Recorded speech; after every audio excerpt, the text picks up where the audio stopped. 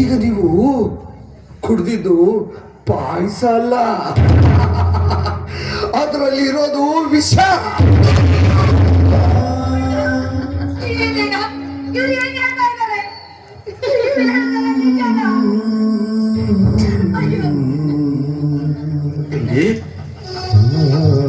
ಸತ್ಯವನ್ನೇ ಹೇಳ್ತಾ ಇದ್ದಾರಲ್ಲಪ್ಪ, ಇರುವುದನ್ನೇ ಹೇಳ್ತಾ ಇದ್ದಾರೆ.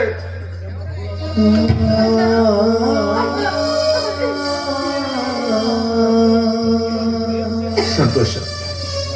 ರಾಧಿಕಾ, ರಾಕೇಶ್, ನಿಮಗೆ ನನ್ನ ಧನ್ಯವಾದಗಳು. ಕೊನೆ ಪಕ್ಷ ಅಣ್ಣ ತಂಗಿನ ಒಂದೇ ಸಾರಿಗೆ ಸಾಯಿಸುವ ಉಪಕಾರವನ್ನಾದ್ರೂ ಮಾಡಿದ್ರಲ್ಲ ನನಗೆ. ಧನ್ಯವಾದಗಳು.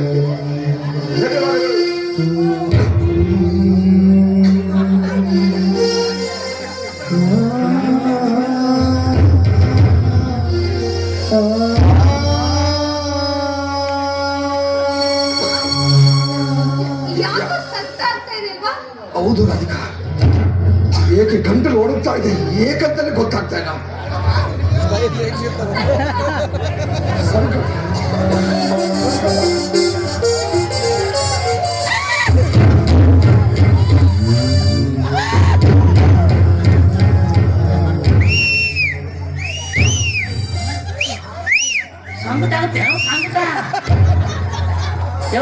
ಹೊಟ್ಟೆಗ ಗುಣಮಟ್ಟಿರ್ಬೇಕಲ್ಲ, ಸಣ್ಣಕ್ಕಿರ್ಬೇಕಲ್ಲ, ಬೆಂಕಿ ಎತ್ತಿ ಉರಿತಿರ್ಬೇಕಲ್ಲ, ಮತ್ತೆ ಮಂದಿ ಹೊಟ್ಟಿ ಬೆಂಕಿ ಹಚ್ಚಕ್ಕೆ ಹೆಂಗೆ ಮನಸ್ಸು ಬರುತ್ತಾ ನಿಮ್ಮವ್ರು ಅಲ್ಲವೇ? ಯಪ್ಪ, ಅಜೀವಾನ ತಿಂದ್ರ ಹೊಟ್ಟಿ ಬ್ಯಾನಿ ಕಡಿಮೆ ಆಗತ್ತ. ಇನ್ನು ವಿಷ ಕುಡಿದ್ರ ಸಂಕಟ ಆಗಬೇಕಲ್ಲಪ್ಪ ರಾಕೇಶಪ್ಪ, ಸಂಕಟ ಆಗಬೇಕಲ್ಲ. ಸಾಯ್ ನಿನ್ನ ಮಾತು ಏನು ಹೇಳ್ತೀನಪ್ಪ, ನಮ್ಮಪ್ಪ ಸುಗ್ರವರೆಗೂ ನಿಮ್ಮನ್ನ ಯಾರು ಏನು ಮಾಡಕ್ಕಾಗಲ್ಲ.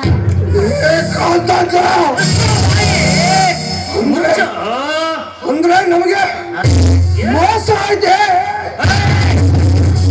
ಮೋಸಗಾರರಿಗೆ ಮೋಸ ಆಗಲ್ಲ, ಮತ್ತೇನು ಒಳ್ಳೇದನಪ್ಪ ಒಳ್ಳೇದು.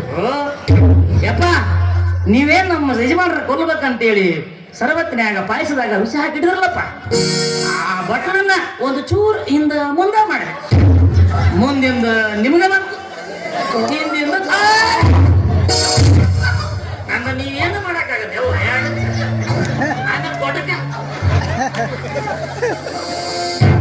ಓದಕ್ಕಿದ್ರೆ ಆಟಲ್ಲಪ್ಪ, ಎಲ್ಯಾಗ ಬುದ್ಧಿ ಇರ್ಬೇಕು, ಹೃದಯದಾಗ ಗುಣ ಇರ್ಬೇಕು. ಗುಣ ಎಲ್ಲ ಕೆಟ್ಟ ಗುಣ ಕಟ್ಟಿಕೊಂಡ್ರೆ ನೀನು ರೂಪ ಇದ್ರೆ ಏನು, ನೀನು ಹೈಟ್ ಇದ್ರೆ ಏನು, ವೇಟ್ ಇದ್ರೆ ಏನು. ನನಗೆ ಮೋಸ ಆಯ್ತು, ಮೋಸ ಆಯ್ತು ಧರ್ಮರಾಜ್.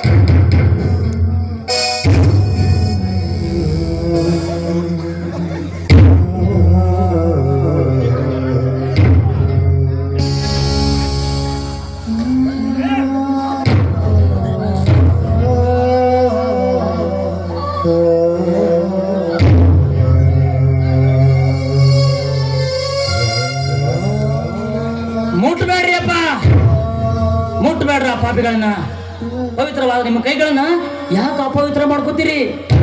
ಮುಟ್ಟಬೇಡ್ರಿ, ಮುಟ್ಟಬೇಡ್ರಿ. ಅವ್ರ ಕರ್ಮ ಅವ್ರ ಅನುಭವಿಸ್ಯಾರ. ಧರ್ಮದ ಕಾಲಿಗೆ ಕರ್ಮದ ಬೇಲಿ, ಕರ್ಮ ಅನುಭವಿಸ್ಬೇಕು. ಯಪ್ಪ ರಾಕೇಶಪ್ಪ, ಈಗ ಬಂದೇನಪ್ಪ? ಧರ್ಮ ಏನೋ ಇದೆಲ್ಲ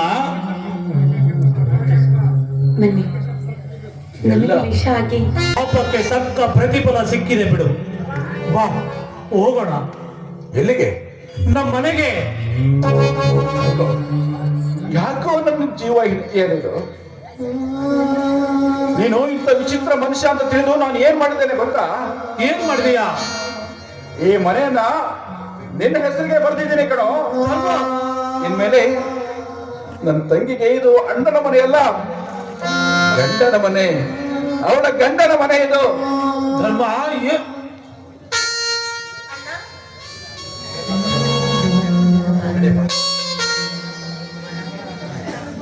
ಅಪ್ಪ, ಎಲ್ಲಿ ಬಂದಿರಪ್ಪ ನೀವು? ನೀವೆಲ್ಲಿ ಬಂದಿರ? ಅವ್ರಲ್ಲಿ ಬಿಟ್ಟು ನೀವು ಹೋಗ್ಮೇಲೆ ನಾ ಇಲ್ಲೇನೆ ಮಾಡಲಪ್ಪ. ನಾನು ನಿಮ್ಮಿಂದ ಆಡಿಸುವಾತ ಕೈ ಚಲ ಚಲ